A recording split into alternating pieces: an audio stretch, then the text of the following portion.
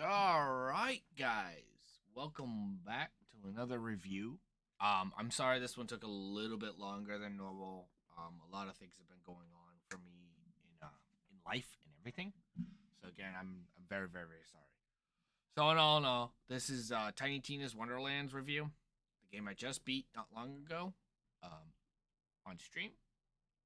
Again, as I like to point out, and to everybody, this is opinion based. This is how I feel about the game. This is how I think about the game.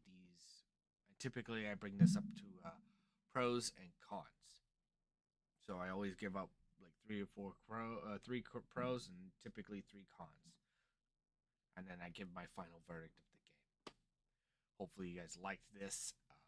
I do lots of games on my Twitch channel. Please join my Twitch channel at midnight 5200 and join the fun. All the good times. So let's get into this. All right, we're gonna start with the pros. Pros in this game. Um, I got three of them. One of them is spells. The spells in this game are so awesome. I loved the spells in this game. Every single one of them made me go, "This is awesome," and it made me feel very unique. They felt almost every single one of them did not feel the same. There were so many varieties that and I played the game throughout. I beat the whole game. I didn't do end game too much. I played a little bit of it to get the idea of it, but I didn't get too deep into it. But I got enough to it that I played enough of the spells that it didn't feel like I had the same spell over and over and over. It felt different, every bit of it, and that's where it's crazy. Um, so it just feels really good compared to other Borderlands games where they're grenades, and the grenades never felt like super different. They all felt very similar. They had a little aspect to them and everything, but the spells feel 100% different. Like every single one of them played differently. There was a long range, there was short range, there's a charge one, there's ones that would allow you to shoot one or multiples. There were so many different ones. There's ones that you would summon a dragon head, or there's one where you would do a spell that would do damage, then summon a dragon head. And then there was just so many different variety types that just made it feel good, and I love the spells. Every single one of them, enjoy. The next pro I'd give is D&D aspect. The reason why I put this in there is because D&D, everybody knows about D&D, Dungeons and Dragons. This game is obviously very much based off of Dungeons and Dragons. Because of that, there's a lot of aspects in Dungeons and Dragons that is part of this. There's loot dice that if you roll, you'll pick up the loot dice. If it rolls high, you'll get good loot. If it rolls low, which my luck happened a lot, you get bad loot. So there's just aspects of it that are in it. The different classes revolve around different type of style of classes that D&D has, I think. Um, the whole story is D&D aspect. Everything of it is they bring the D&D world into Borderlands, and it feels really cool and it's fun. And I know there was a in Borderlands 2 there was a DLC that revolved around in this similar idea. I don't know how it was. I never got into it, so I'm not going based off that information. I'm only going based off what I know, and it's this game. Very good though. I love the aspect of the D&D. Some weapons and armors and stuff would have enchantments that would change how the game played. So that's really cool. And the next pro I'm going to give is Endgame. I'm not going to get too deep into this because I don't want to ruin or spoil it. But when you get to Endgame, there's a mode that seems like a roguelike mode that you can play wave after wave and increase the difficulty of that of each wave by changing different aspects and increasing your stats during these gameplay. It felt fun. And I'm a big roguelike fan, so that kind of could have been me being kind of biased on that, but I enjoyed it. I didn't get too deep into it, but enough to know what it is and how fun it is. It's crazy on the loot. In my opinion, it is probably one of my favorite end game styles compared to any of the other Borderlands. Most of Borderlands is basically replay the game over and over and over. I think three kind of changed the aspect of it where you can kind of like change things, but you basically go back into the story modes and you fight the same missions or bosses or bad guys over and over and over.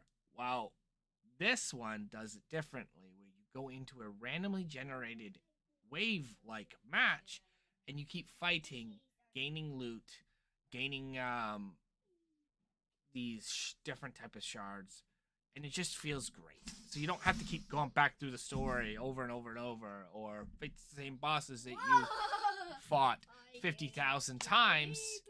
That makes it boring. So all in all, I love the end game. I enjoyed it. I think you guys would enjoy it too. So, with the pros done, cons are up. On cons, these are, again, my opinion.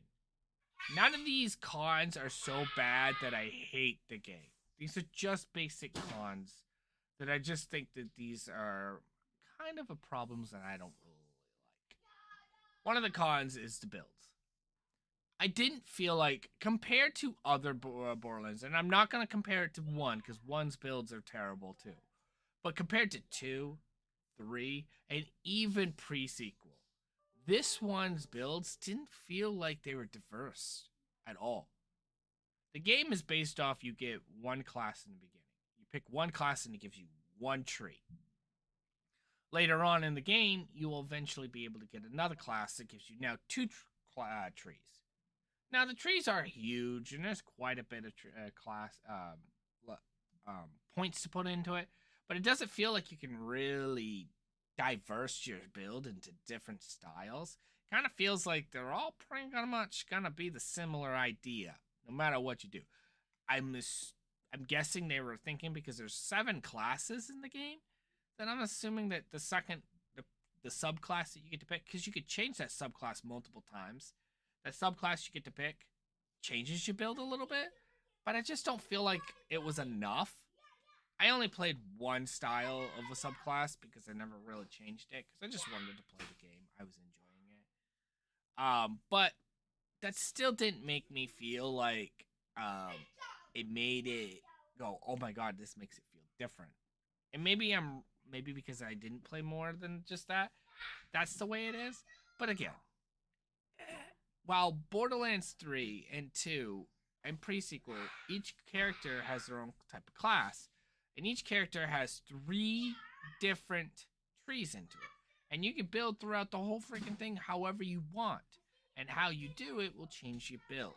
And each time you change it makes it feel different. This one did not do that, and it's kind of just a downer for me. Some people might disagree with me, but I just didn't feel like it made a difference.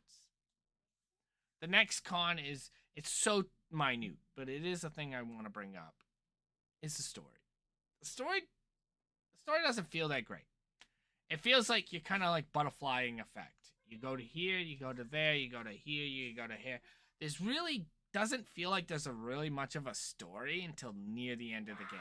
And then when that happens, it's like they're throwing, and maybe because they wanted to do that because the dungeon master or the bunker master in this game is Tina, which Tina is, I believe, a young kid in this game.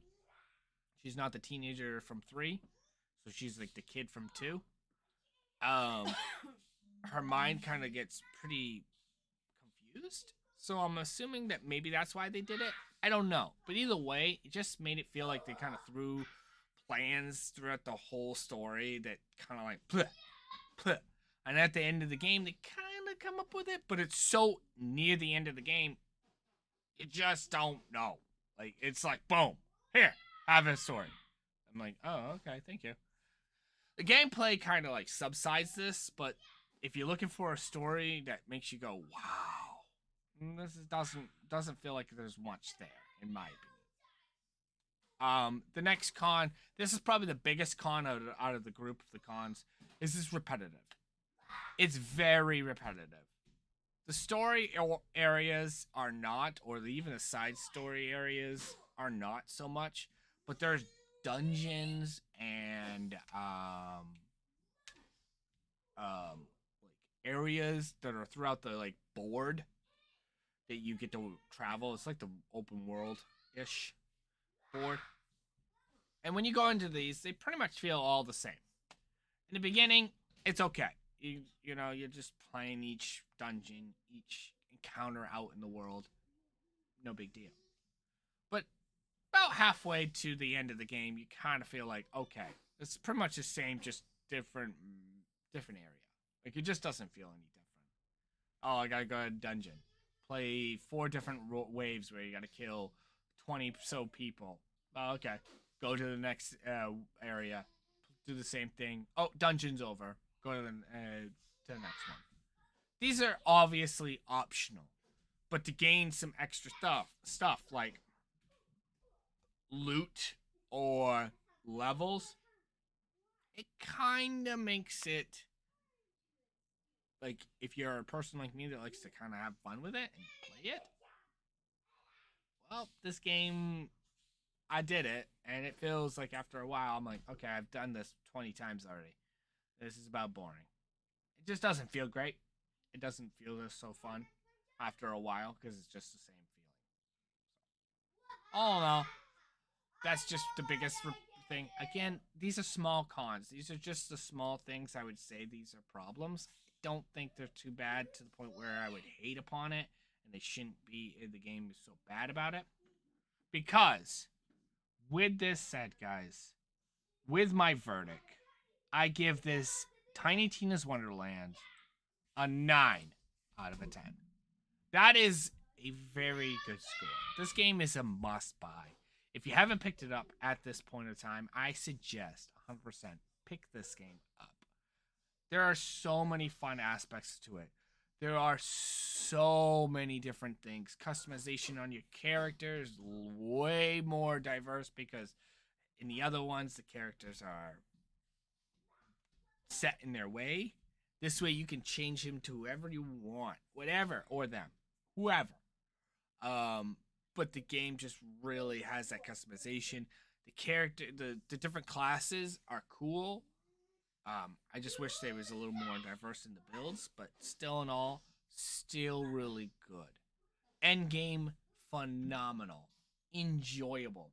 And the game's dialogue is just as fun and enjoyable as any and every Borderlands game that's ever been around. They're super funny. They're hilarious. They're fun to play. They're enjoyable. So again, this game is a must. I give, again, Tiny Tina's Wonderlands a 9 out of 10. Thank you guys again. Enjoy the review. Enjoy the games. Come and join the stream at midnight 5200 and let's have some fun. Until next time, later.